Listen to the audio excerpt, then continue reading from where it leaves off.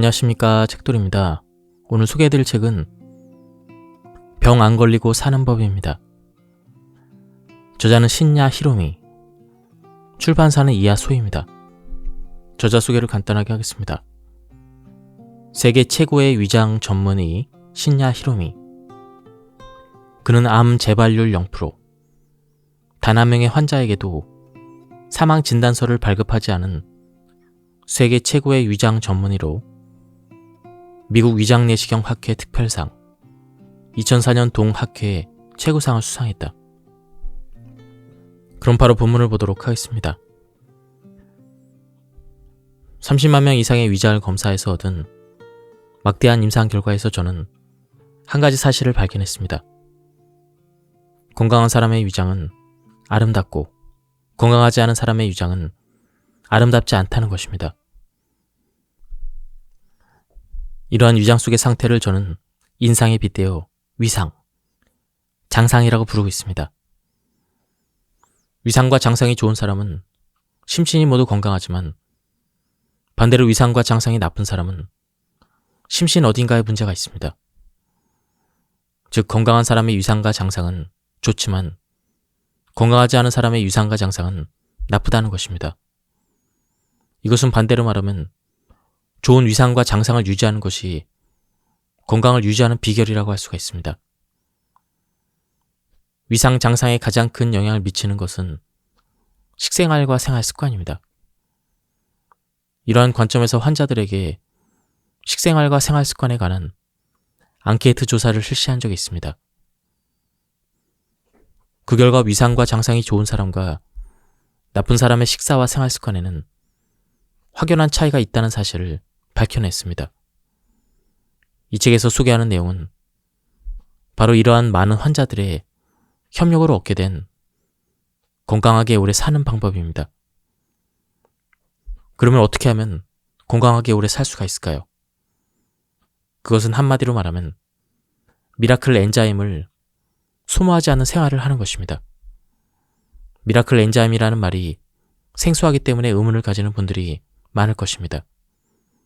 그도 그럴 것이 그것은 제가 붙인 명칭입니다. 미라클 엔자임이란 다시 말해 인간의 생명 활동을 책임지고 있는 5,000종 이상의 체내 효소의 원형이 되는 효소입니다. 엔자임은 생물의 세포 내에서 만들어지는 단백질성 촉매를 총칭하는 것으로 식물이든 동물이든 생명이 있는 곳에는 반드시 엔자임이 존재합니다. 물질의 합성이나 분해, 수송, 배출, 해독, 에너지 공급 등 생명을 유지하기 위해 필요한 활동에는 모두 엔자임이 관여하고 있습니다. 엔자임이 없으면 생물은 생명을 유지할 수 없습니다. 물론 우리의 인간의 생명도 수많은 엔자임에 의해 유지되고 있습니다.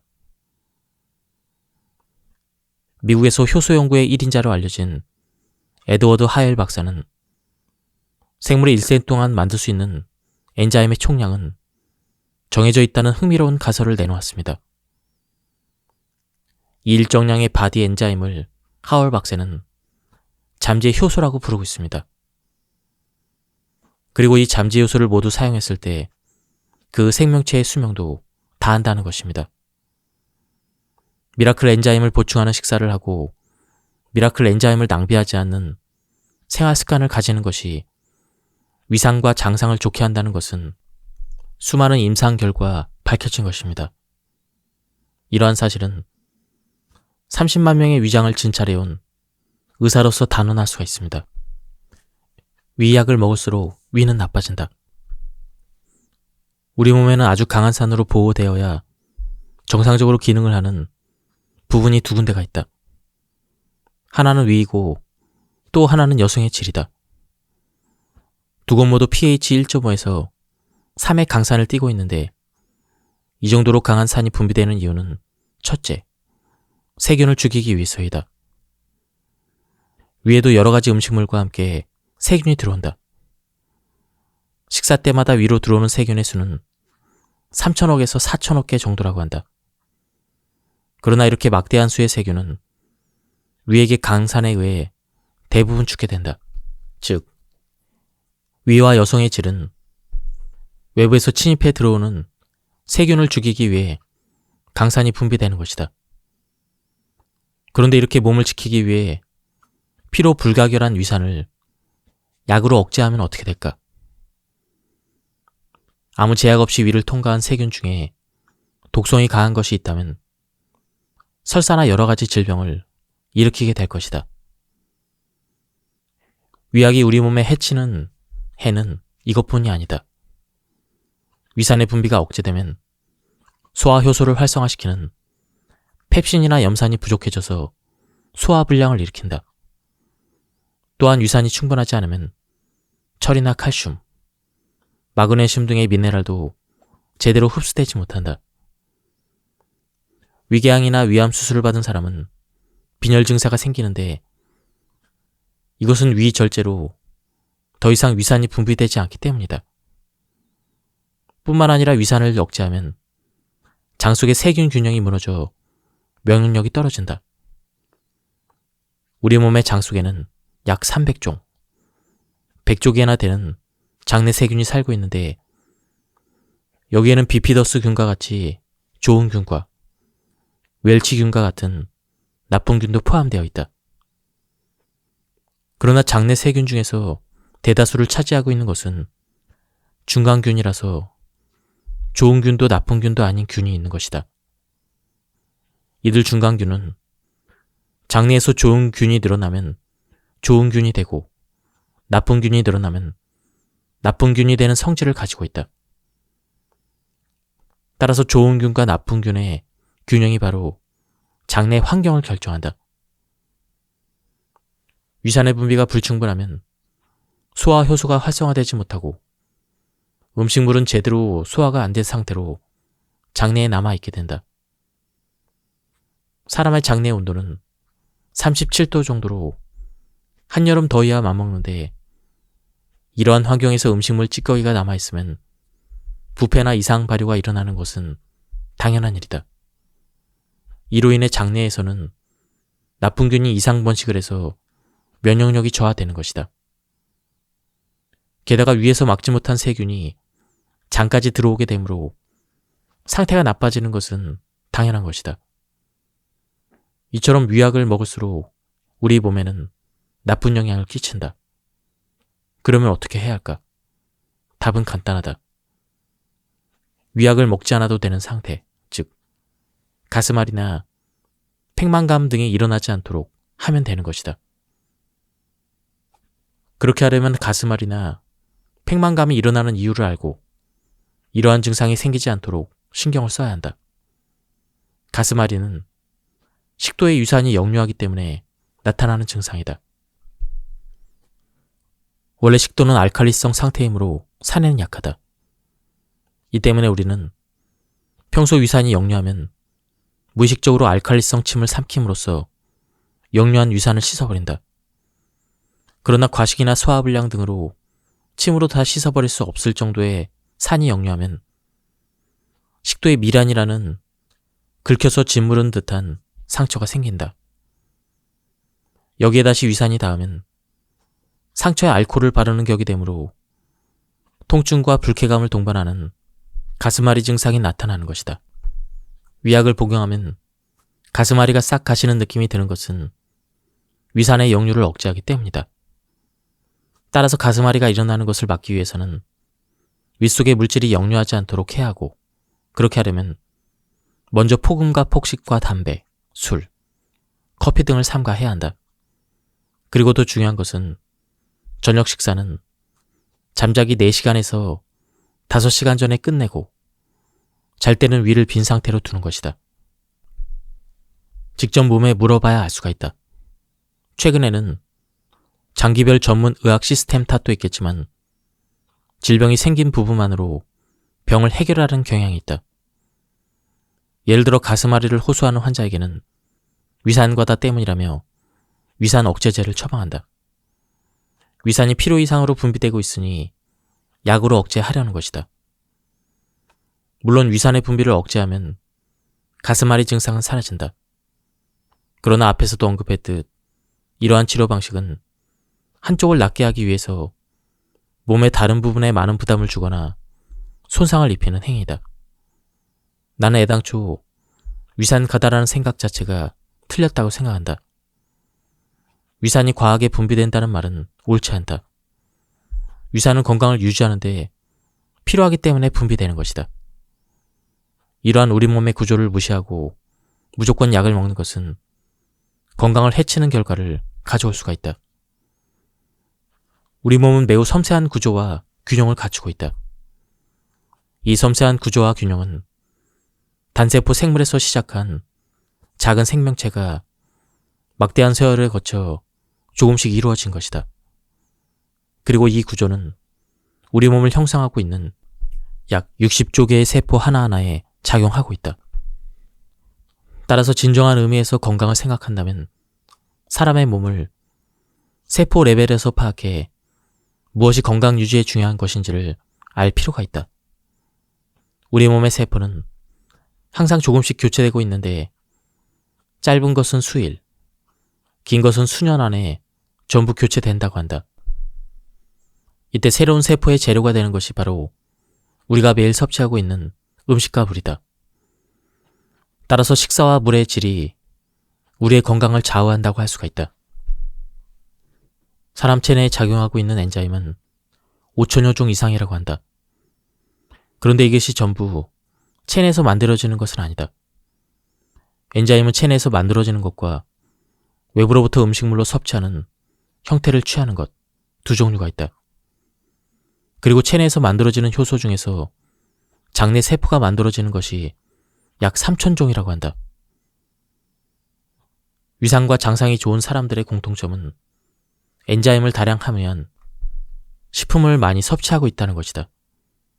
그리고 이것은 단순히 식품을 통해 엔자임을 섭취하는 데 도움이 될 뿐 아니라 엔자임을 만들어내고 있는 장내세포가 활발히 활동할 수 있는 장내 환경을 형성하는 데 도움을 주고 있다. 한편 위상, 장상이 나쁜 사람들의 공통점은 엔자임을 소비하는 생활 습관에 있다.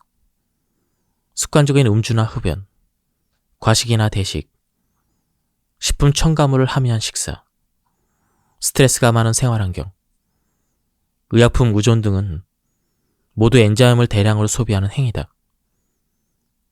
이 외에도 나쁜 식사에 의해 장내에서 만들어지는 독소, 자외선이나 X선, 전자파 등을 접촉했을 때 대량으로 생기는 프리 레디컬의 해독에도 다량의 엔자임이 소비된다. 여기에서 우리의 건강을 유지하기 위해서는 체내 엔자임을 증가시키는 식생활을 하고 동시에 체내 엔자임을 소비하는 생활 습관을 개선할 필요가 있다. 그리고 이것이야말로 내가 주장하는 신야 식사 건강법의 기본이다. 아직까지 엔자임을 만들 수 있는 것은 생명체뿐이다. 발효식품처럼 엔자임이 풍부하게 들어있는 식품을 인공적으로 만들 수는 있지만 그 엔자임을 만들어내는 것은 세균 등의 미생물이다. 즉, 미생물이 효소를 만들기 쉽도록 환경을 조성하는 것은 가능하다. 그래도 효소 자체를 인공적으로 합성해서 만들어내는 것은 불가능하다. 항암제로 암이 낫지 않는 이유. 앞에서도 설명했듯 약은 근본적으로 몸을 해치는 독이다. 그것은 미라클 엔자임을 대량으로 소비시키기 때문인데 약 중에서도 미라클 엔자임이 가장 나쁜 것이 항암제이다. 현대의학에서는 암 수술을 한 뒤에 암 전이가 전혀 보이지 않는데도 예방 차원에서 일정 기간 항암제를 사용하는 것이 정론화되어 있다. 그러나 나는 항암제는 맹독일 뿐이라고 생각하고 있으므로 예외적인 경우가 아니면 사용하지 않는다. 예를 들어 나는 대장 바깥쪽에 림프절에 암이 발견된 경우에도 항암제를 사용하지 않는다. 이 경우 나의 치료법은 암이 침투한 부분을 절제해 눈에 보이는 암이 일단 제거되면 그 다음에는 암을 초래한 원인으로 판단되는 그러한 것들을 배제해 나간다. 음주나 흡연 습관을 없애는 것은 물론 육류, 우유, 유제품도 4, 5년간 완전히 금지시킨다. 그리고 육류 섭취를 소량으로 제한한 신약 식사 건강법을 실천하도록 권하면서 일상생활에서 자주 행복감을 느끼도록 정신적인 지원을 소홀히 하지 않는다. 이와 같이 나는 암이 재발하지 않도록 몸의 면역력을 높이는 치료법을 택하고 있다. 면역력, 생명력, 세포를 복구 재생시키는 활동을 책임지고 있는 것은 수천 종류의 엔자임이다. 그리고 면역체계가 건강하게 잘 돌아가는가 그렇지 않은가는 어떤 엔자임으로도 바뀔 수 있는 미라클 엔자임이 우리 몸속에 어느 정도 있는가에 달려있다. 항암제가 맹독인 이유는 체내에 들어왔을 때 대량의 프리 레디컬을 뿜어내기 때문이다. 항암제는 독성이 강한 활성산소를 대량으로 만들어냄으로써 온몸의 암세포를 죽인다. 그러나 활성산소는 암세포만을 죽이는 것이 아니다. 수많은 수의 정상세포도 항암제에 의해 죽게 된다. 항암제를 사용하는 의사의 발상은 독으로 독을 제압한다라는 말과 같다고 볼 수가 있다. 즉, 항암제는 동시에 발암제도 될 수 있다는 것이다. 그러나 사람의 몸은 늘 항상성을 유지하려고 한다. 이 때문에 독성이 강한 프리 레디컬이 체내에서 대량으로 발생되면 몸속의 미라클 엔자임은 그것을 해독하기 위한 한 엔자임으로 바뀌게 된다. 우리 몸은 가장 큰 피해를 입히는 활성산소의 중화에 전력을 다하는 것이다. 물론 항암제 치료로 암을 극복한 사람도 있다. 하지만 이들은 대부분 나이가 젊고 미라클 엔자임을 많이 가지고 있다고 생각되는 사람이다. 미라클 엔자임의 양은 나이가 들수록 줄어든다. 개인차는 있지만 젊은 층이 항암제 치료의 성공률이 높은 것은 항암제로 인해 미라클 엔자임을 소모해도 손상된 상태를 회복하는 데 필요한 미라클 엔자임이 아직도 많이 남아있기 때문이라 볼 수가 있다. 항암제의 부작용으로는 식욕부진과 구토, 탈모 등이 대표적인데 이들은 모두 대량의 미라클 엔자임이 해독작용에 사용된 결과 몸의 각 부분에서 엔자임이 부족해 일어나는 증상으로 여겨진다. 항암제의 해독에 소비되는 미라클 엔자임의 양은 그만큼 막대한 것이다. 약으로 질병의 근본적인 치료는 불가능하다. 약은 격렬한 통증이나 출혈 등 위급한 증상을 막기 위한 것이라고 생각하는 편이 좋다. 나도 위궤양으로 출혈과 통증을 호소하는 환자에게는 항산제를 처방한다. 그러나 복용 기간은 아무리 길어도 2에서 3주간이다. 그리고 이 기간 동안 궤양의 원인을 제거한다. 위궤양의 원인은 식사의 양과 질, 불규칙한 식사 시간이나 스트레스 등이며 이러한 원인이 제거되지 않는 한 아무리 약을 먹어도 효과가 없다. 약을 복용하면 당장은 궤양이 나은 것 같아도 반드시 재발한다. 약은 결코 질병의 근본적인 치유 방법이 아니다. 사실은 우유만큼 소화가 안 되는 식품은 없다고 해도 과언이 아니다. 한마디로 우유는 소화에 나쁜 식품이다. 우유는 끈적끈적하지 않고 매끄럽게 넘어가므로 목이 마를 때 물 대신 마시는 사람도 있지만 이것은 한참 잘못된 것이다. 우유에 함유된 단백질의 약 80%를 차지하고 있는 카제인은 위로 들어가면 바로 굳어져서 소화에 매우 나쁘다. 뿐만 아니라 시판 중인 우유는 그 성분이 균질화되어 있다. 균질화라는 것은 착유한 우유의 지방분을 균일하게 하기 위해서 휘저어서 섞은 것을 말한다. 이 균일화 작업이 좋지 않은 이유는 휘저을 때 우유에 공기가 섞여 유지방분이 과산화 지질이 되기 때문이다. 과산화 지질이란 말 그대로 산화가 상당히 진해된 지방이라는 것이다. 쉽게 표현하면 산화된 지방을 말하는데 활성산소와 마찬가지로 몸에 아주 나쁜 영향을 미친다. 이렇게 산화된 지방을 함유한 우유는 100도 이상의 고온에서 살균 처리되는 과정을 거친다. 엔자임은 열에 약해 48도에서 115도 사이의 온도에서 사멸한다. 즉, 시판 중인 우유는 엔자임이 들어있지 않은 데다 지방분이 산화되고 단백질도 고온에서 변질되어 있으므로 어떤 의미에서는 최악의 식품이다. 암 환자의 식력, 즉 식습관을 조사해보고 발견한 사실은 그들이 동물식, 즉 육류나 생선, 달걀이나 우유 등의 동물성 식사를 많이 섭취하고 있다는 것이다. 게다가 이른 나이에 발병한 사람일수록 일찍부터 동물식을 많이 그리고 자주 먹고 있었다. 유방암이나 대장암, 전립선암, 폐암 등 발병한 암의 종류는 다양하지만 이러한 경향만은 모두 같았다. 그리고 종류에 상관없이 암이 발병한 사람은 예외 없이 장상이 나빴다.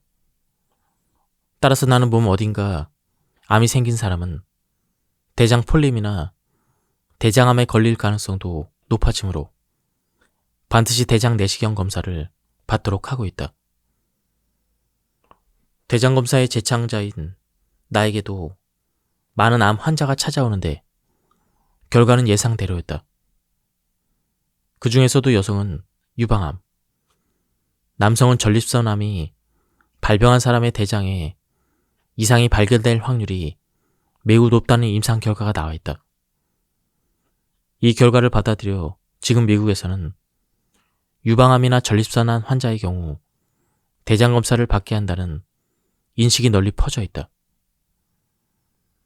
만약 이러한 암 병력이 있는 사람이라면 되도록 빨리 대장 내시경 검사를 받는 것이 좋다. 잘못된 식습관 때문에 생기는 병은 발병 원인인 식품을 먹었다고 해서 바로 나타나는 것이 아니다. 그러나 몸속에서는 지금까지의 식습관이 차곡차곡 축적되고 있다.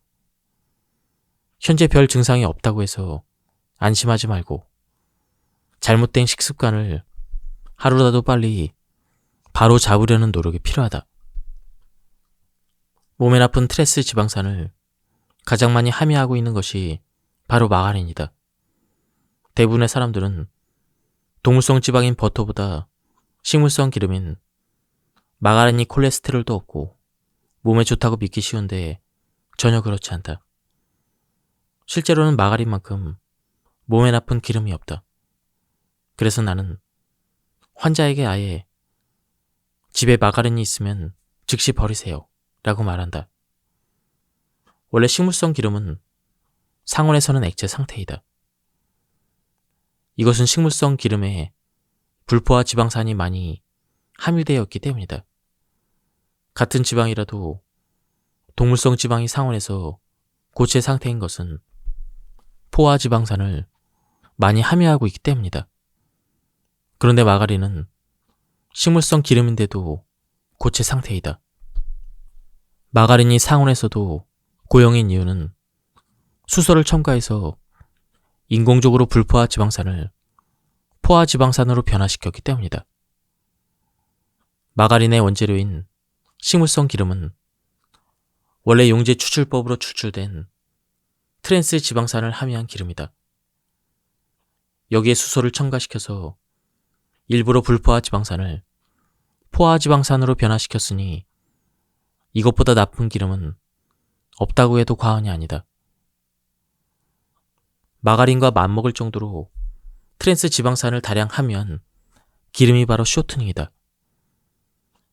가정에서 쇼트닝을 요리에서 사용하는 경우는 거의 없겠지만 시판 중인 쿠키나 스낵, 그리고 패스트푸드인 프렌치 프라이 등에는 쇼트닝이 많이 함유되어 있다.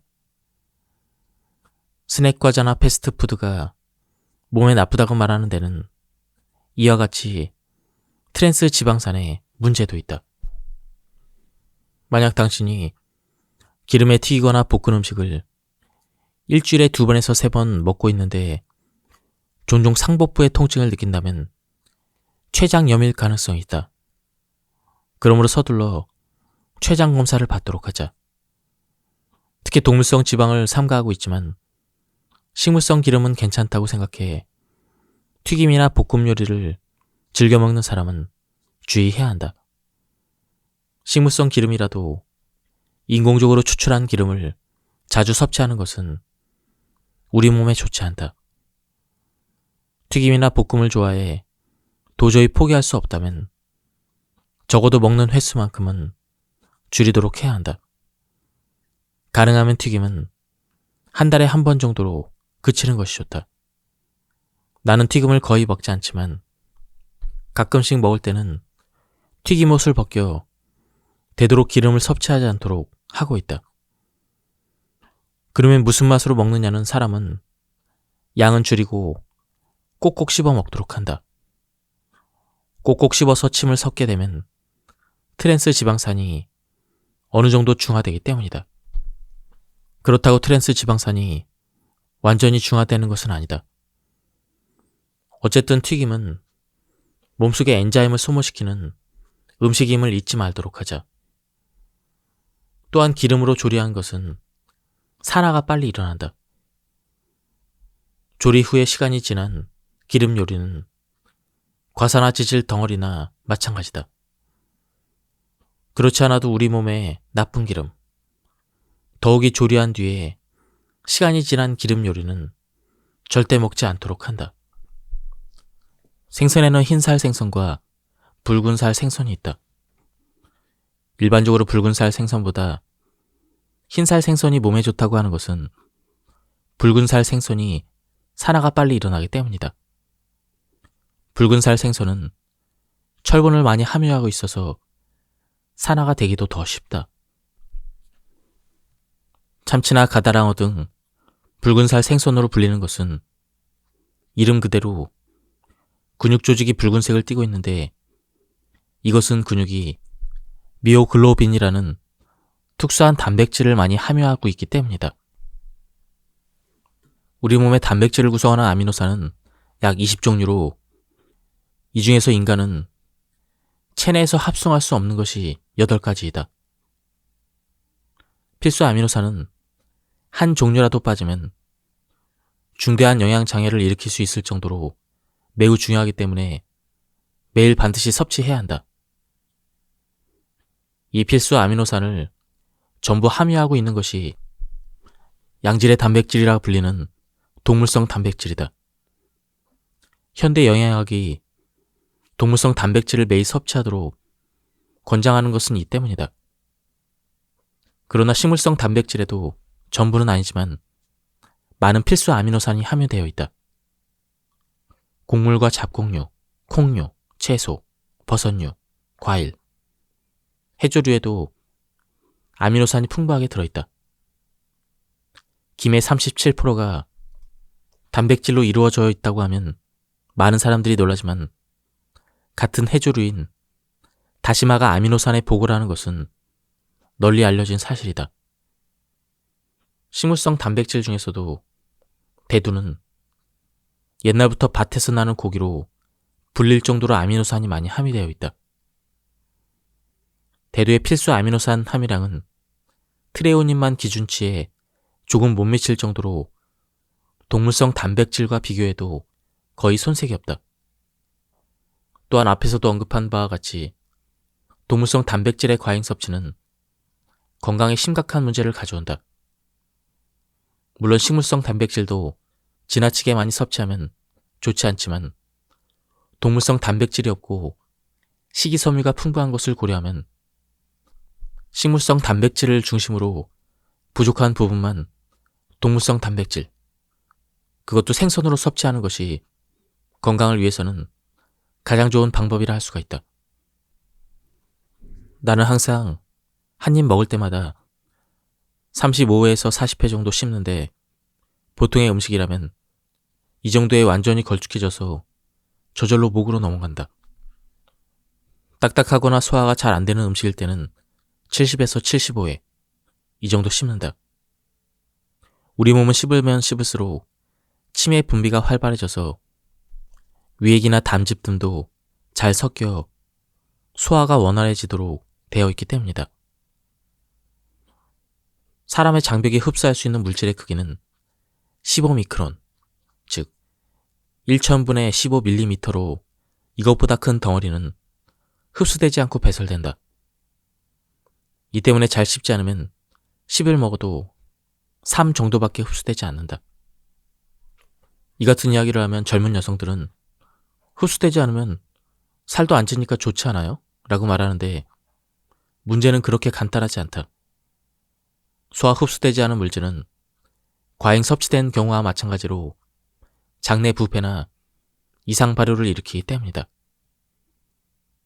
부패한 결과 여러 가지 독소가 생기고 이 독소의 해독을 위해 대량의 엔자임이 소비된다. 게다가 소화되기 쉬운 것과 어려운 것이 뒤섞여 흡수율이 고르지 않게 되기 때문에 균형 잡힌 식사를 해도 영양소에 따라서는 부족해지는 경우가 생긴다. 특히 미량 영양소는 부족해질 위험성이 높다고 한다. 최근에는 열량의 과잉 섭취로 살이 쪘는데도 영양소가 부족한 사람이 늘어나고 있는데 이것은 영양 균형이 나쁘고 제대로 씹지 않은 데서 오는 소화 흡수 불량이 원인이라고 볼 수가 있다. 따라서 잘 씹는 것은 다이어트 효과도 있다. 꼭꼭 씹으면 아무래도 식사 시간이 오래 걸리므로 먹고 있는 중에 혈당치가 올라가 식욕이 억제되어 과식하지 않기 때문이다. 무리하게 식사량을 줄이지 않아도 꼭꼭 씹음으로써 자신에게 필요한 양으로 포만감을 느낄 수 있는 것이다. 또한 꼭꼭 씹어 먹으면 기생충을 죽일 수도 있다. 최근에는 채소에 벌레가 붙어있는 경우가 거의 없지만 오징어나 가다랑어, 민물고기 등에는 많은 기생충이 붙어있다. 이들 기생충은 4에서 5mm로 아주 작아 잘 씹지 않으면 그대로 삼키게 되므로 뇌장에 기상하게 될 위험이 있다. 그러므로 30회에서 50회 정도 씹으면 이들을 입안에서 죽일 수가 있다. 꼭꼭 씹어서 침이 많이 나오면 그만큼 분비되는 엔자임의 양도 늘어나므로 결과적으로 엔자임이 소모된다고 생각할지 모르겠지만 실제로는 그렇지 않다. 제대로 씹지 않은 음식물을 위장으로 보낼 때보다 전체적으로 소비되는 엔자임의 양은 훨씬 적다. 그리고 꼭꼭 씹음으로써 식욕이 자연스럽게 억제되어 많은 양이 줄어들면 소화 흡수에 사용되는 엔자임의 양도 감소하므로 전체적으로 보면 엔자임을 더욱 절약하는 것이다. 내가 매일 실천하고 있는 좋은 습관 중 하나는 식사하기 전 1시간 전에 500cc의 물을 마시는 것이다.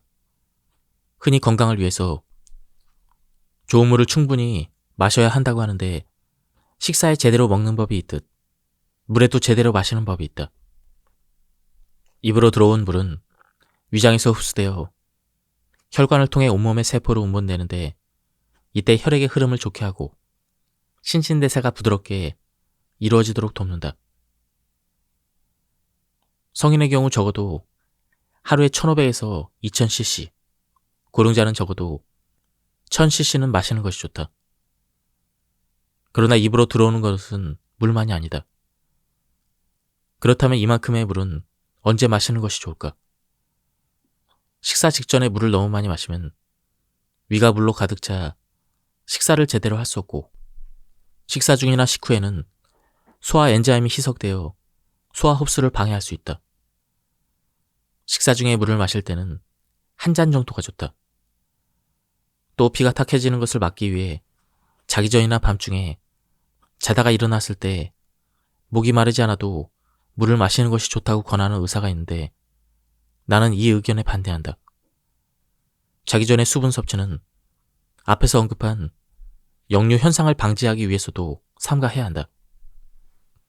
이와 같이 몸의 리듬을 생각하면 수분 공급은 아침에 일어났을 때와 식사하기 1시간 전, 이것이 가장 이상적이라고 할 수가 있다. 물은 30분 정도면 위에서 장으로 이동하므로 식사에 지장을 주는 일도 소화를 방해하는 일도 없다. 내가 실천하고 있는 물의 섭취 방법은 다음과 같다. 아침에 일어나자마자 500에서 750cc, 점심 식사 1시간 전에 500cc, 저녁 식사 1시간 전에 500cc. 물론 이것은 하나의 기준일 뿐이다. 여름철이나 몸이 움직이는 일이 많고 땀을 많이 흘리는 사람은 더 많은 수분이 필요할 것이며, 위장이 약하고 소화 흡수에 시간이 많이 걸리는 사람은 내용물이 흡수되기 전에 수분에 의해 휩쓸려 가므로 설사를 할지 모른다. 또한 체격에 따라서도 필요한 수분량이 달라진다. 따라서 하루의 수분 섭취량은 자신의 몸에 맞춘 자기 판단이 필요하다. 규칙적인 생활을 하는 것은 미라클 엔자임의 송우를 막고 건강을 유지하기 위해 반드시 필요한 습관이다. 어렸을 때부터 밤을 새우거나 불규칙한 생활을 해온 사람은 그만큼 미라클 엔자임을 낭비하고 있는 것이다. 과로사의 실태는 다른 말로 표현하면 미라클 엔자임의 송우사이다.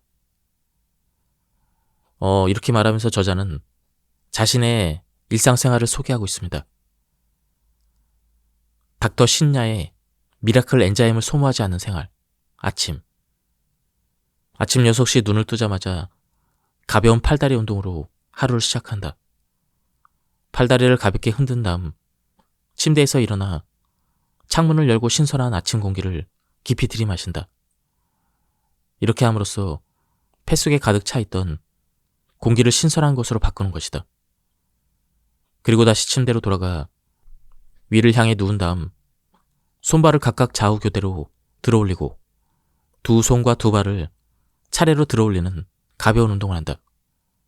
이것이 끝나면 스트레칭이나 유연체조를 해서 혈액순환이나 림프의 흐름을 서서히 활발하게 한다.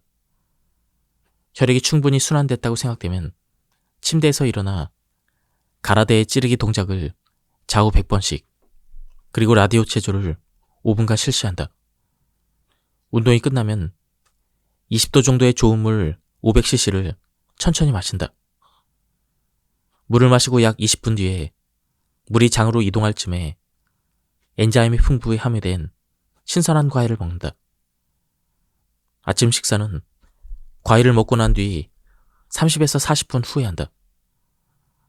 아침 식사의 주식은 현미의 5가지 작복을 섞은 것이다. 반찬은 익힌 야채와 낫또, 김, 그리고 물에 불린 미역을 한 주먹 정도 먹는다.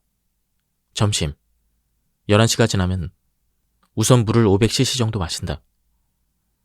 그러고 나서 약 30분 뒤에 과일이 있으면 먹는다.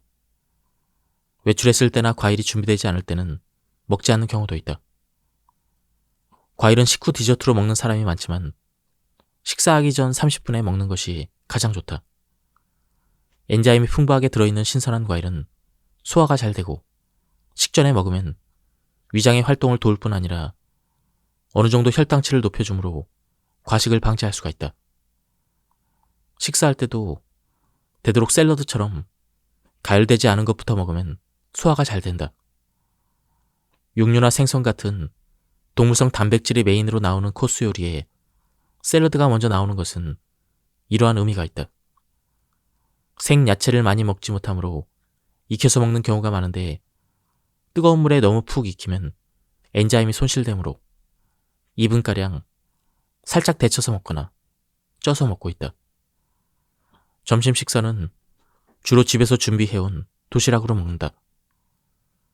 가끔 동료들과 함께 외식할 때도 있지만 대부분 현미와 작복을 주식으로 한 도시락을 먹는다. 그리고 식후에 20분에서 30분 정도 낮잠을 잔다.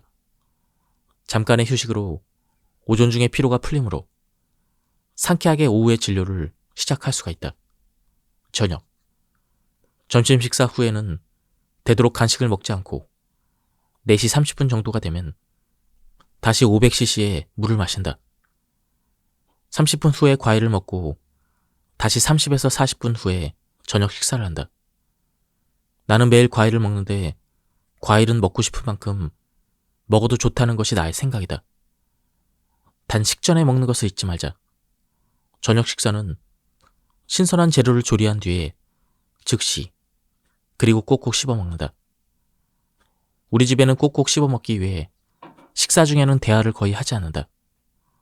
이야기할 때는 음식물을 확실히 삼켜 입안에 아무것도 없는 상태에서 한다.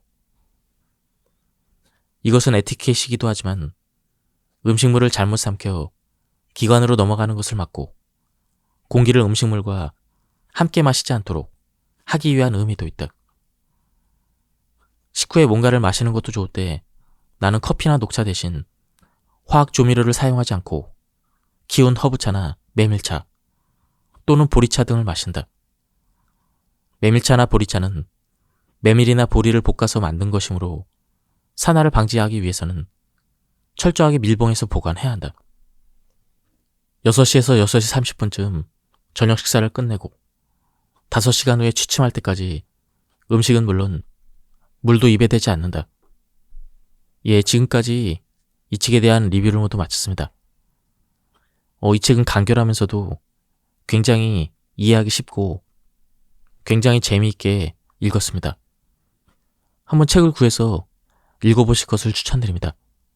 여기서 리뷰를 마치도록 하겠습니다. 감사합니다. 안녕하십니까, 책돌이입니다. 오늘 소개해드릴 책은 병 안 걸리고 사는 법입니다. 저자는 신야 히로미, 출판사는 이하소입니다. 저자 소개를 간단하게 하겠습니다. 세계 최고의 위장 전문의 신야 히로미.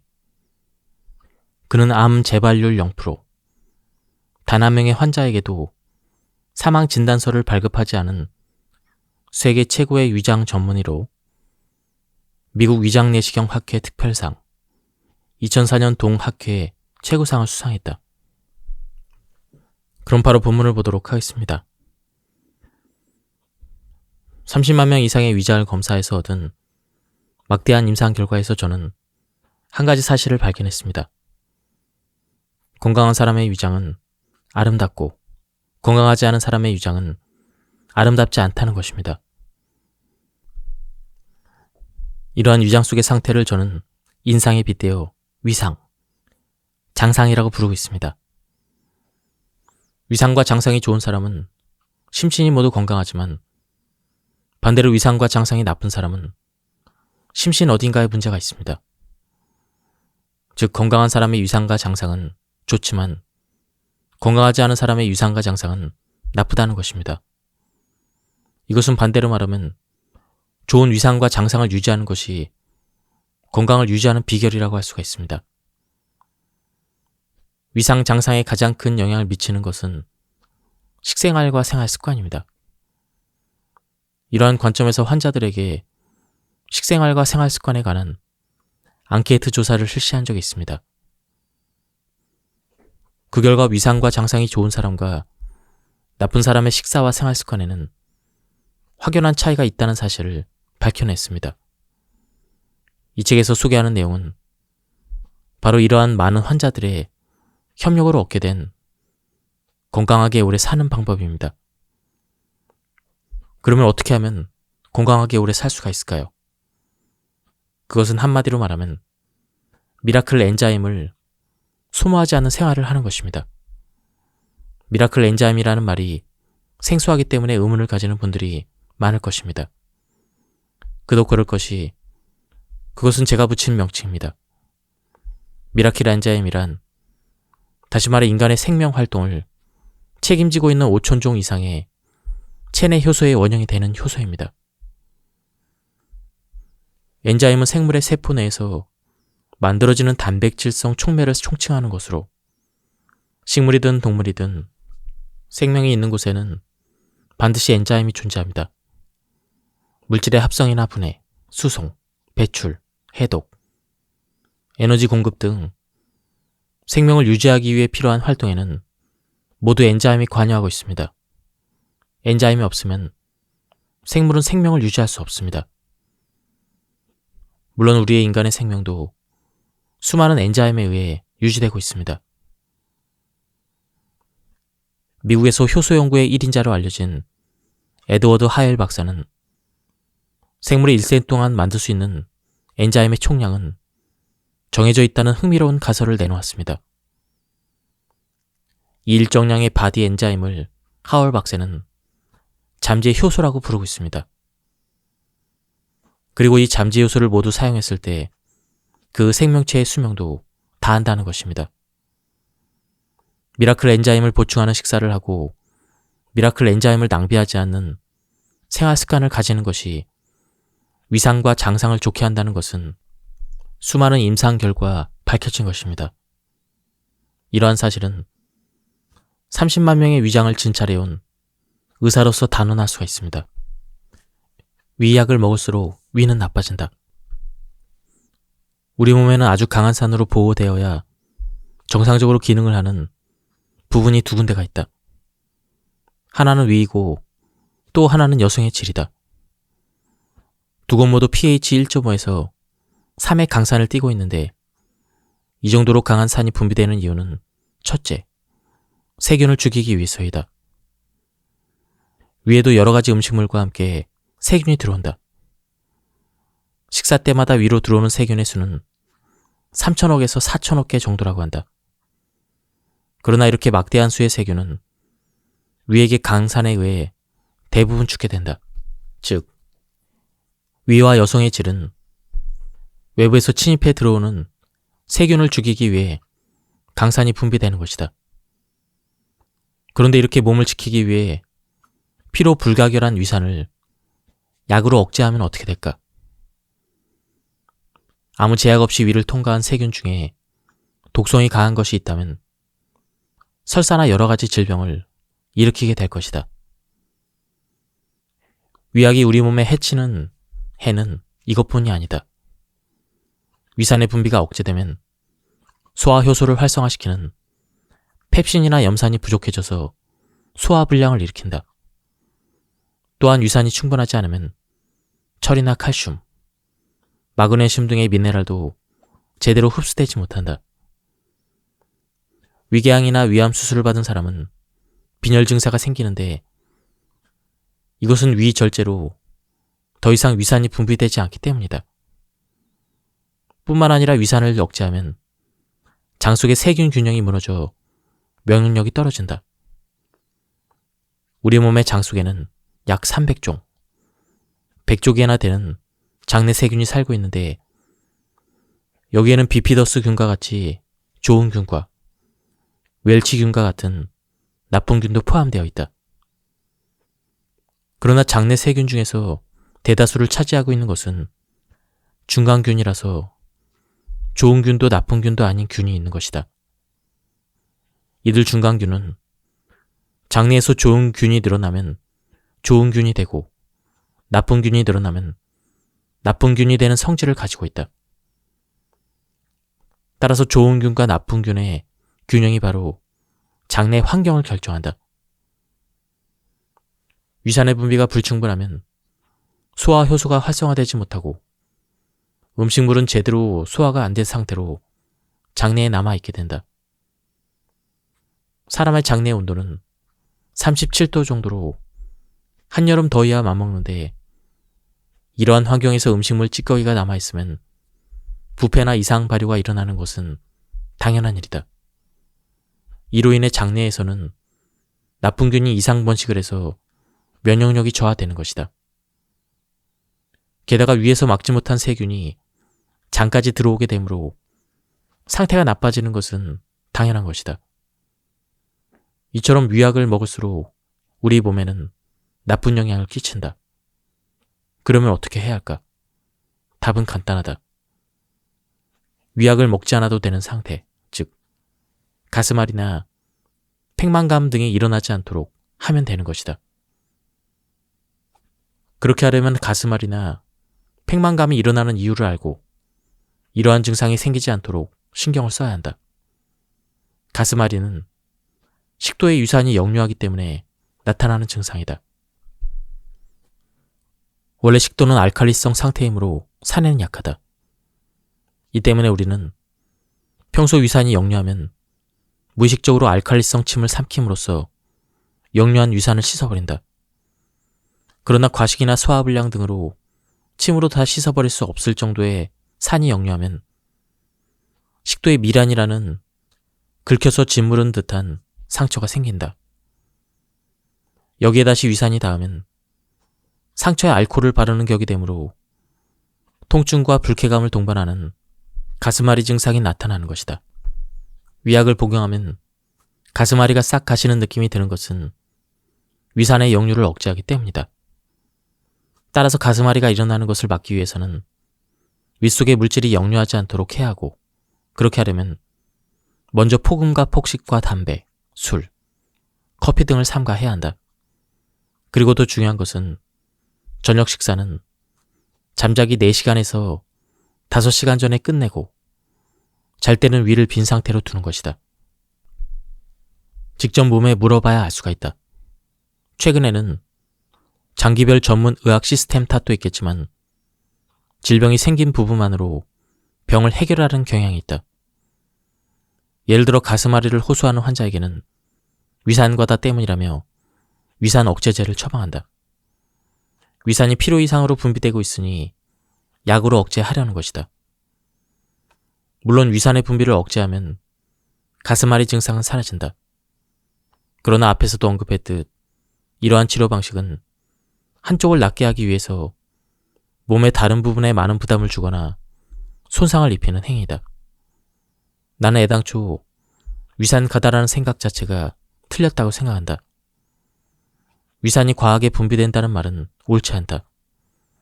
위산은 건강을 유지하는데 필요하기 때문에 분비되는 것이다. 이러한 우리 몸의 구조를 무시하고 무조건 약을 먹는 것은 건강을 해치는 결과를 가져올 수가 있다. 우리 몸은 매우 섬세한 구조와 균형을 갖추고 있다. 이 섬세한 구조와 균형은 단세포 생물에서 시작한 작은 생명체가 막대한 세월을 거쳐 조금씩 이루어진 것이다. 그리고 이 구조는 우리 몸을 형성하고 있는 약 60조 개의 세포 하나하나에 작용하고 있다. 따라서 진정한 의미에서 건강을 생각한다면 사람의 몸을 세포 레벨에서 파악해 무엇이 건강 유지에 중요한 것인지를 알 필요가 있다. 우리 몸의 세포는 항상 조금씩 교체되고 있는데 짧은 것은 수일, 긴 것은 수년 안에 전부 교체된다고 한다. 이때 새로운 세포의 재료가 되는 것이 바로 우리가 매일 섭취하고 있는 음식과 물이다. 따라서 식사와 물의 질이 우리의 건강을 좌우한다고 할 수가 있다. 사람 체내에 작용하고 있는 엔자임은 5천여 종 이상이라고 한다. 그런데 이것이 전부 체내에서 만들어지는 것은 아니다. 엔자임은 체내에서 만들어지는 것과 외부로부터 음식물로 섭취하는 형태를 취하는 것, 두 종류가 있다. 그리고 체내에서 만들어지는 효소 중에서 장내 세포가 만들어지는 것이 약 3,000종이라고 한다. 위상과 장상이 좋은 사람들의 공통점은 엔자임을 다량 함유한 식품을 많이 섭취하고 있다는 것이다. 그리고 이것은 단순히 식품을 통해 엔자임을 섭취하는 데 도움이 될 뿐 아니라 엔자임을 만들어내고 있는 장내세포가 활발히 활동할 수 있는 장내 환경을 형성하는 데 도움을 주고 있다. 한편 위상, 장상이 나쁜 사람들의 공통점은 엔자임을 소비하는 생활 습관에 있다. 습관적인 음주나 흡연, 과식이나 대식, 식품 첨가물을 함유한 식사, 스트레스가 많은 생활 환경, 의약품 의존 등은 모두 엔자임을 대량으로 소비하는 행위다. 이 외에도 나쁜 식사에 의해 장내에서 만들어지는 독소, 자외선이나 X선, 전자파 등을 접촉했을 때 대량으로 생기는 프리 레디컬의 해독에도 다량의 엔자임이 소비된다. 여기에서 우리의 건강을 유지하기 위해서는 체내 엔자임을 증가시키는 식생활을 하고 동시에 체내 엔자임을 소비하는 생활 습관을 개선할 필요가 있다. 그리고 이것이야말로 내가 주장하는 신야 식사 건강법의 기본이다. 아직까지 엔자임을 만들 수 있는 것은 생명체뿐이다. 발효식품처럼 엔자임이 풍부하게 들어있는 식품을 인공적으로 만들 수는 있지만 그 엔자임을 만들어내는 것은 세균 등의 미생물이다. 즉, 미생물이 효소를 만들기 쉽도록 환경을 조성하는 것은 가능하다. 그래도 효소 자체를 인공적으로 합성해서 만들어내는 것은 불가능하다. 항암제로 암이 낫지 않는 이유. 앞에서도 설명했듯 약은 근본적으로 몸을 해치는 독이다. 그것은 미라클 엔자임을 대량으로 소비시키기 때문인데 약 중에서도 미라클 엔자임이 가장 나쁜 것이 항암제이다. 현대의학에서는 암 수술을 한 뒤에 암 전이가 전혀 보이지 않는데도 예방 차원에서 일정 기간 항암제를 사용하는 것이 정론화되어 있다.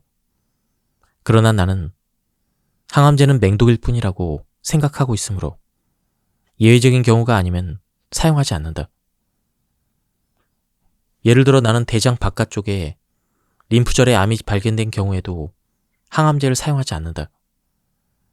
이 경우 나의 치료법은 암이 침투한 부분을 절제해 눈에 보이는 암이 일단 제거되면 그 다음에는 암을 초래한 원인으로 판단되는 그러한 것들을 배제해 나간다. 음주나 흡연 습관을 없애는 것은 물론 육류, 우유, 유제품도 4, 5년간 완전히 금지시킨다. 그리고 육류 섭취를 소량으로 제한한 신약 식사 건강법을 실천하도록 권하면서 일상생활에서 자주 행복감을 느끼도록 정신적인 지원을 소홀히 하지 않는다. 이와 같이 나는 암이 재발하지 않도록 몸의 면역력을 높이는 치료법을 택하고 있다. 면역력, 생명력, 세포를 복구 재생시키는 활동을 책임지고 있는 것은 수천 종류의 엔자임이다. 그리고 면역체계가 건강하게 잘 돌아가는가 그렇지 않은가는 어떤 엔자임으로도 바뀔 수 있는 미라클 엔자임이 우리 몸속에 어느 정도 있는가에 달려있다. 항암제가 맹독인 이유는 체내에 들어왔을 때 대량의 프리 레디컬을 뿜어내기 때문이다. 항암제는 독성이 강한 활성산소를 대량으로 만들어냄으로써 온몸의 암세포를 죽인다. 그러나 활성산소는 암세포만을 죽이는 것이 아니다. 수많은 수의 정상세포도 항암제에 의해 죽게 된다. 항암제를 사용하는 의사의 발상은 독으로 독을 제압한다라는 말과 같다고 볼 수가 있다. 즉, 항암제는 동시에 발암제도 될 수 있다는 것이다. 그러나 사람의 몸은 늘 항상성을 유지하려고 한다. 이 때문에 독성이 강한 프리 레디컬이 체내에서 대량으로 발생되면 몸속의 미라클 엔자임은 그것을 해독하기 위한 한 엔자임으로 바뀌게 된다. 우리 몸은 가장 큰 피해를 입히는 활성산소의 중화에 전력을 다하는 것이다. 물론 항암제 치료로 암을 극복한 사람도 있다. 하지만 이들은 대부분 나이가 젊고 미라클 엔자임을 많이 가지고 있다고 생각되는 사람이다. 미라클 엔자임의 양은 나이가 들수록 줄어든다. 개인차는 있지만 젊은 층이 항암제 치료의 성공률이 높은 것은 항암제로 인해 미라클 엔자임을 소모해도 손상된 상태를 회복하는 데 필요한 미라클 엔자임이 아직도 많이 남아있기 때문이라 볼 수가 있다. 항암제의 부작용으로는 식욕 부진과 구토, 탈모 등이 대표적인데 이들은 모두 대량의 미라클 엔자임이 해독작용에 사용된 결과 몸의 각 부분에서 엔자임이 부족해 일어나는 증상으로 여겨진다. 항암제 해독에 소비되는 미라클 엔자임의 양은 그만큼 막대한 것이다. 약으로 질병의 근본적인 치료는 불가능하다. 약은 격렬한 통증이나 출혈 등 위급한 증상을 막기 위한 것이라고 생각하는 편이 좋다. 나도 위궤양으로 출혈과 통증을 호소하는 환자에게는 항산제를 처방한다. 그러나 복용 기간은 아무리 길어도 2에서 3주간이다. 그리고 이 기간 동안 궤양의 원인을 제거한다. 위궤양의 원인은 식사의 양과 질, 불규칙한 식사 시간이나 스트레스 등이며 이러한 원인이 제거되지 않는 한 아무리 약을 먹어도 효과가 없다. 약을 복용하면 당장은 궤양이 나은 것 같아도 반드시 재발한다. 약은 결코 질병의 근본적인 치유 방법이 아니다. 사실은 우유만큼 소화가 안 되는 식품은 없다고 해도 과언이 아니다. 한마디로 우유는 소화에 나쁜 식품이다. 우유는 끈적끈적하지 않고 매끄럽게 넘어가므로 목이 마를 때 물 대신 마시는 사람도 있지만 이것은 한참 잘못된 것이다. 우유에 함유된 단백질의 약 80%를 차지하고 있는 카제인은 위로 들어가면 바로 굳어져서 소화에 매우 나쁘다. 뿐만 아니라 시판 중인 우유는 그 성분이 균질화되어 있다. 균질화라는 것은 착유한 우유의 지방분을 균일하게 하기 위해서 휘저어서 섞은 것을 말한다. 이 균일화 작업이 좋지 않은 이유는 휘저을 때 우유에 공기가 섞여 유지방분이 과산화 지질이 되기 때문이다. 과산화 지질이란 말 그대로 산화가 상당히 진해된 지방이라는 것이다. 쉽게 표현하면 산화된 지방을 말하는데 활성산소와 마찬가지로 몸에 아주 나쁜 영향을 미친다. 이렇게 산화된 지방을 함유한 우유는 100도 이상의 고온에서 살균 처리되는 과정을 거친다. 엔자임은 열에 약해 48도에서 115도 사이의 온도에서 사멸한다. 즉, 시판 중인 우유는 엔자임이 들어있지 않은 데다 지방분이 산화되고 단백질도 고온에서 변질되어 있으므로 어떤 의미에서는 최악의 식품이다. 암 환자의 식력, 즉 식습관을 조사해보고 발견한 사실은 그들이 동물식, 즉 육류나 생선, 달걀이나 우유 등의 동물성 식사를 많이 섭취하고 있다는 것이다. 게다가 이른 나이에 발병한 사람일수록 일찍부터 동물식을 많이 그리고 자주 먹고 있었다. 유방암이나 대장암, 전립선암, 폐암 등 발병한 암의 종류는 다양하지만 이러한 경향만은 모두 같았다. 그리고 종류에 상관없이 암이 발병한 사람은 예외 없이 장상이 나빴다. 따라서 나는 몸 어딘가 암이 생긴 사람은 대장 폴림이나 대장암에 걸릴 가능성도 높아지므로 반드시 대장 내시경 검사를 받도록 하고 있다.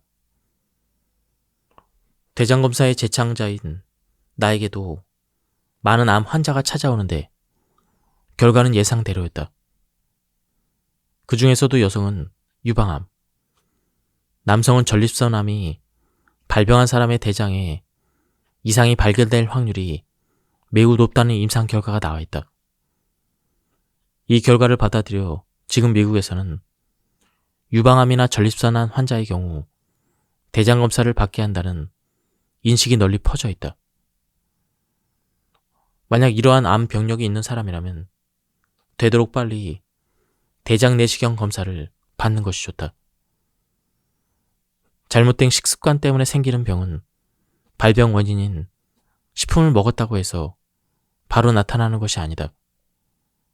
그러나 몸속에서는 지금까지의 식습관이 차곡차곡 축적되고 있다. 현재 별 증상이 없다고 해서 안심하지 말고 잘못된 식습관을 하루라도 빨리 바로 잡으려는 노력이 필요하다. 몸에 나쁜 트랜스 지방산을 가장 많이 함유하고 있는 것이 바로 마가린이다.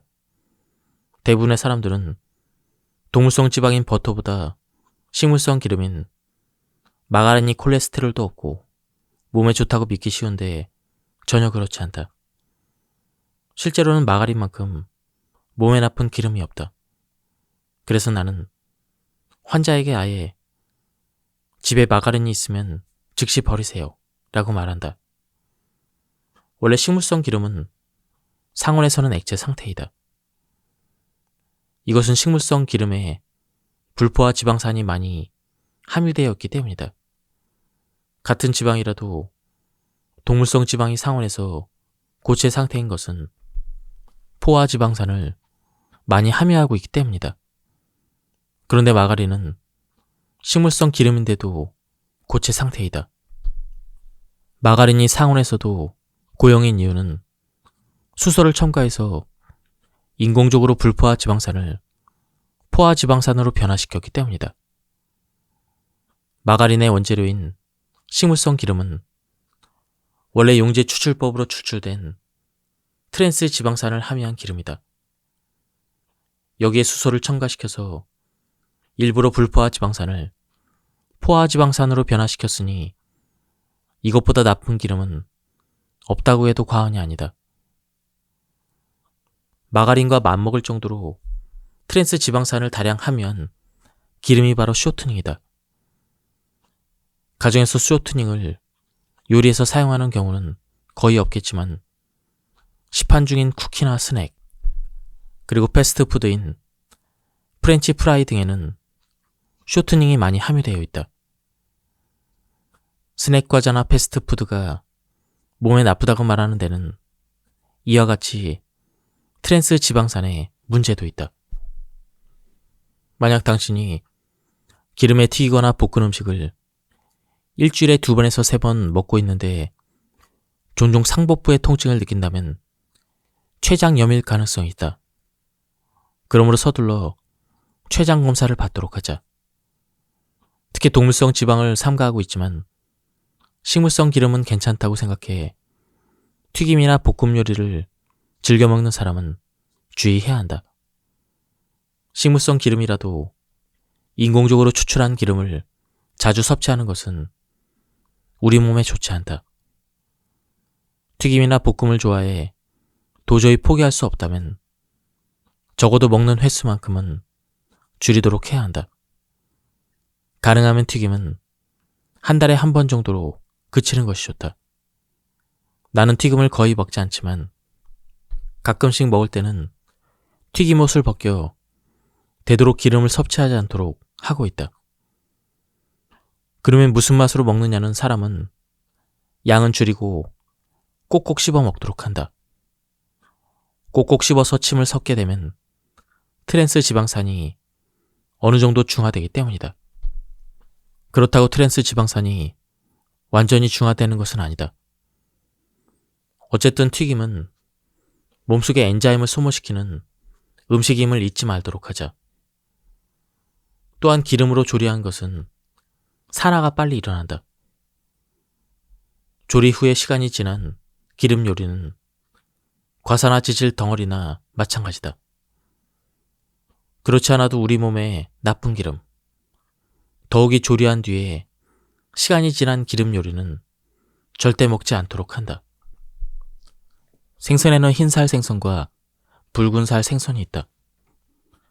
일반적으로 붉은살 생선보다 흰살 생선이 몸에 좋다고 하는 것은 붉은살 생선이 산화가 빨리 일어나기 때문이다. 붉은살 생선은 철분을 많이 함유하고 있어서 산화가 되기도 더 쉽다. 참치나 가다랑어 등 붉은살 생선으로 불리는 것은 이름 그대로 근육 조직이 붉은색을 띠고 있는데 이것은 근육이 미오글로빈이라는 특수한 단백질을 많이 함유하고 있기 때문이다. 우리 몸의 단백질을 구성하는 아미노산은 약 20종류로 이 중에서 인간은 체내에서 합성할 수 없는 것이 8가지이다.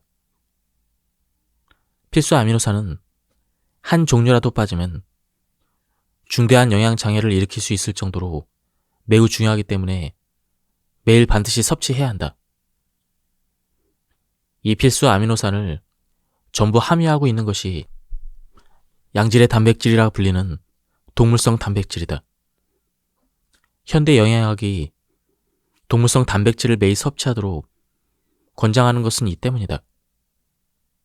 그러나 식물성 단백질에도 전부는 아니지만 많은 필수 아미노산이 함유되어 있다. 곡물과 잡곡류, 콩류, 채소, 버섯류, 과일, 해조류에도 아미노산이 풍부하게 들어있다. 김의 37%가 단백질로 이루어져 있다고 하면 많은 사람들이 놀라지만 같은 해조류인 다시마가 아미노산의 보고라는 것은 널리 알려진 사실이다. 식물성 단백질 중에서도 대두는 옛날부터 밭에서 나는 고기로 불릴 정도로 아미노산이 많이 함유되어 있다. 대두의 필수 아미노산 함유량은 트레오닌만 기준치에 조금 못 미칠 정도로 동물성 단백질과 비교해도 거의 손색이 없다.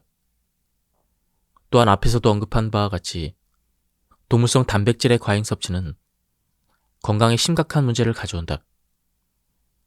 물론 식물성 단백질도 지나치게 많이 섭취하면 좋지 않지만 동물성 단백질이 없고 식이섬유가 풍부한 것을 고려하면 식물성 단백질을 중심으로 부족한 부분만 동물성 단백질, 그것도 생선으로 섭취하는 것이 건강을 위해서는 가장 좋은 방법이라 할 수가 있다.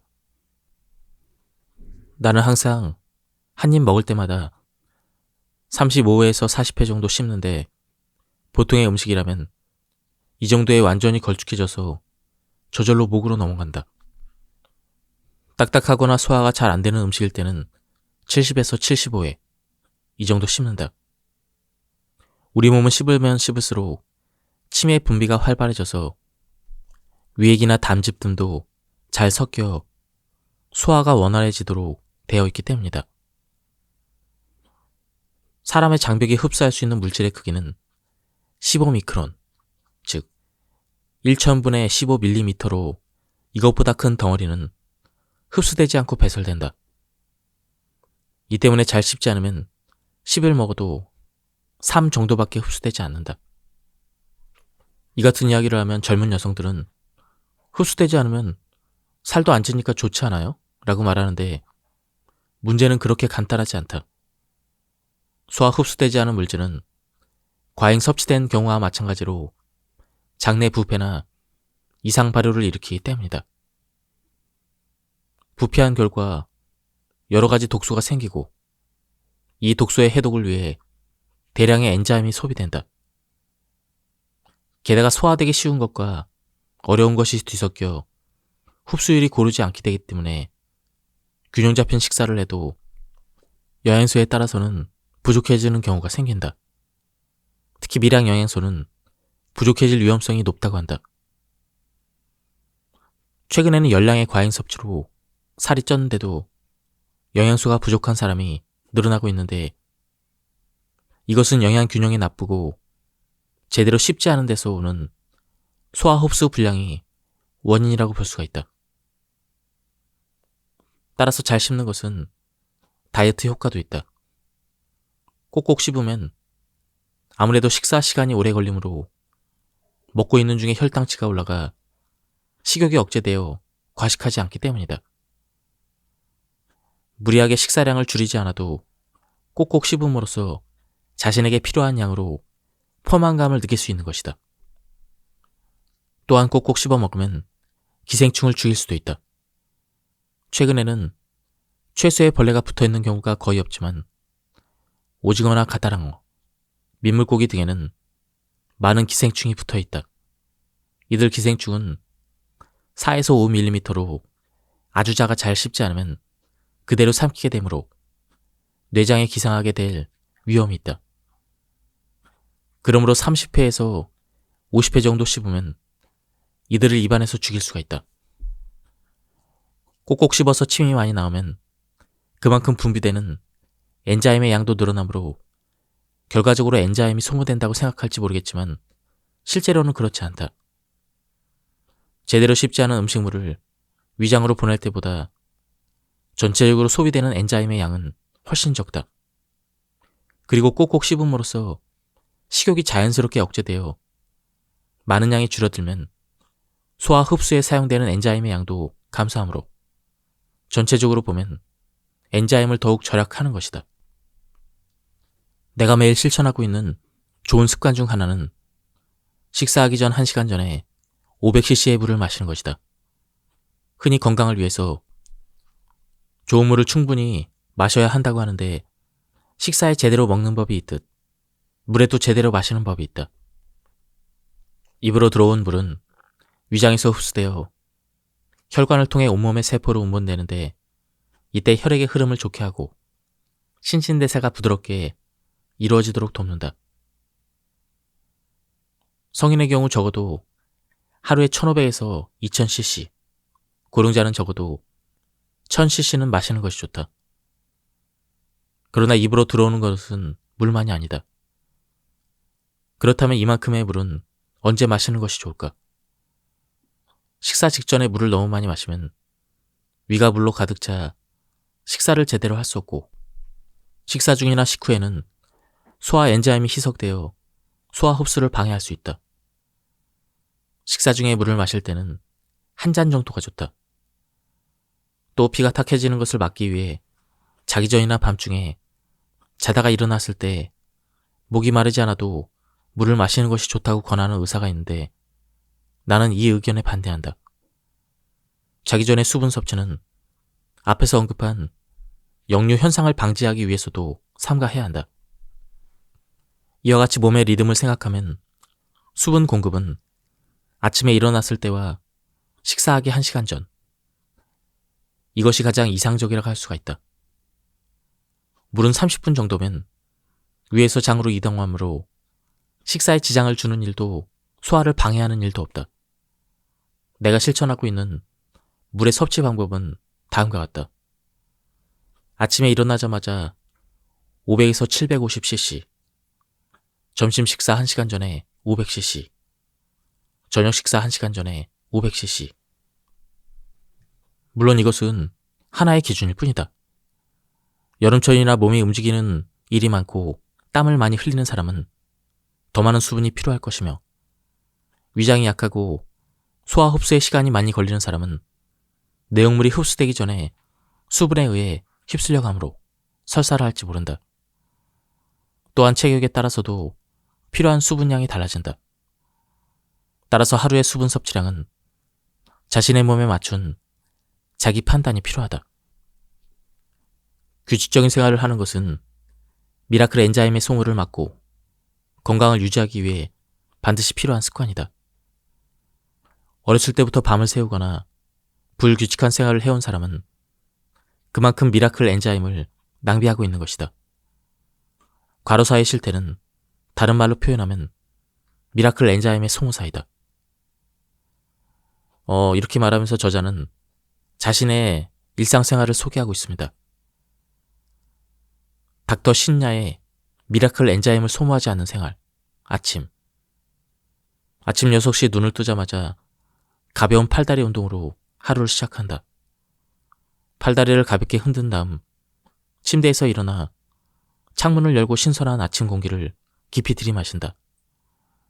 이렇게 함으로써 폐 속에 가득 차 있던 공기를 신선한 것으로 바꾸는 것이다. 그리고 다시 침대로 돌아가 위를 향해 누운 다음 손발을 각각 좌우 교대로 들어올리고 두 손과 두 발을 차례로 들어올리는 가벼운 운동을 한다. 이것이 끝나면 스트레칭이나 유연체조를 해서 혈액순환이나 림프의 흐름을 서서히 활발하게 한다. 혈액이 충분히 순환됐다고 생각되면 침대에서 일어나 가라데의 찌르기 동작을 좌우 100번씩, 그리고 라디오 체조를 5분간 실시한다. 운동이 끝나면 20도 정도의 좋은 물 500cc를 천천히 마신다. 물을 마시고 약 20분 뒤에 물이 장으로 이동할 쯤에 엔자임이 풍부히 함유된 신선한 과일을 먹는다. 아침 식사는 과일을 먹고 난 뒤 30에서 40분 후에 한다. 아침 식사의 주식은 현미의 5가지 작곡을 섞은 것이다.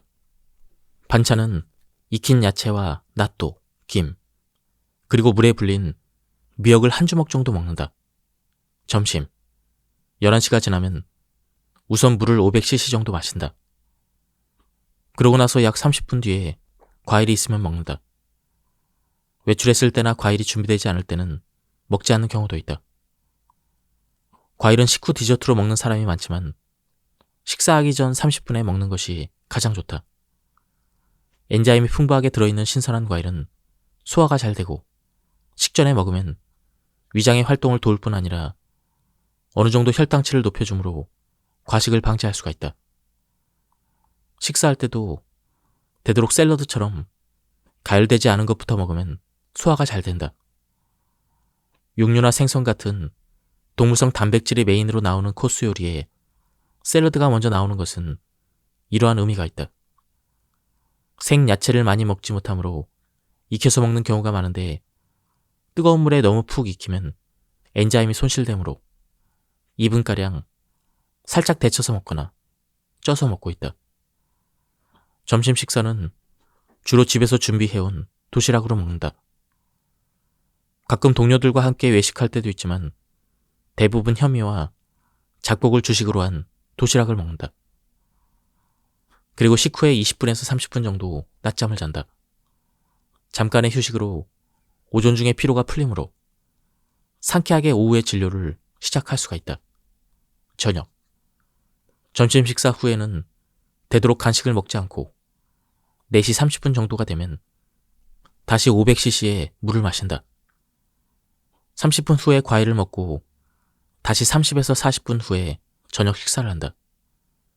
나는 매일 과일을 먹는데 과일은 먹고 싶은 만큼 먹어도 좋다는 것이 나의 생각이다. 단 식전에 먹는 것을 잊지 말자. 저녁 식사는 신선한 재료를 조리한 뒤에 즉시 그리고 꼭꼭 씹어 먹는다. 우리 집에는 꼭꼭 씹어 먹기 위해 식사 중에는 대화를 거의 하지 않는다. 이야기할 때는 음식물을 확실히 삼켜 입안에 아무것도 없는 상태에서 한다. 이것은 에티켓이기도 하지만 음식물을 잘못 삼켜 기관으로 넘어가는 것을 막고 공기를 음식물과 함께 마시지 않도록 하기 위한 의미도 있다. 식후에 뭔가를 마시는 것도 좋을 때 나는 커피나 녹차 대신 화학 조미료를 사용하지 않고 키운 허브차나 메밀차 또는 보리차 등을 마신다. 메밀차나 보리차는 메밀이나 보리를 볶아서 만든 것이므로 산화를 방지하기 위해서는 철저하게 밀봉해서 보관해야 한다. 6시에서 6시 30분쯤 저녁 식사를 끝내고 5시간 후에 취침할 때까지 음식은 물론 물도 입에 대지 않는다. 예, 지금까지 이 책에 대한 리뷰를 모두 마쳤습니다. 이 책은 간결하면서도 굉장히 이해하기 쉽고 굉장히 재미있게 읽었습니다. 한번 책을 구해서 읽어보실 것을 추천드립니다. 여기서 리뷰를 마치도록 하겠습니다. 감사합니다.